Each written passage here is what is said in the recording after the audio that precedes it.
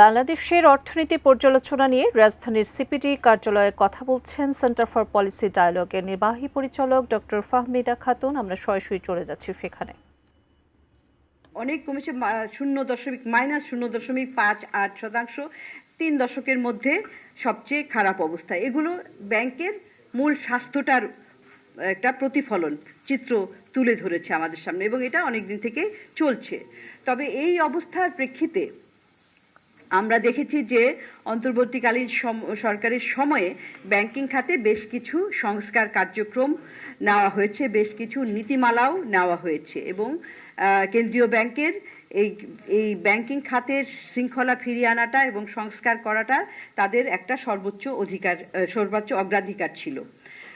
এর মধ্যে শুরুতেই ছিল যেটা একটু আগে বললাম, যে অ্যাসেট কোয়ালিটি রিভিউ, অর্থাৎ ব্যাংকের প্রকৃত চেহারাটা কি, ব্যাংকের লস কেমন হচ্ছে, প্রফিট কেমন হচ্ছে, তার যে কমপ্লায়েন্স সেগুলো কেমন হচ্ছে, সেইগুলো করার জন্য আপনারা জানেন ইতিমধ্যেই 6টি ব্যাংকের করা হচ্ছে, 3টি ব্যাংকের আর শুরু হয়েছে, মোট আসলে 17টি ব্যাংকের করার কথা ধাপে ধাপে। এটা একটা ভালো পদক্ষেপ, এবং এটার ফলে আমরা দেখেছি যে আসল চেহারাটা কি একটু আগে বললাম।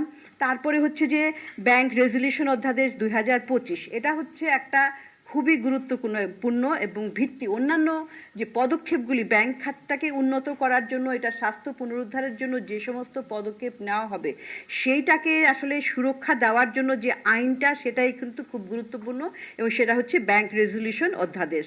এই অধ্যাদেশের মাধ্যমে দুর্বল এবং দেউলিয়া ব্যাংকগুলো মোকাবেলার জন্য একটা নিয়মতান্ত্রিক কাঠামো চালু করা হয়েছে, এবং এটা বাংলাদেশ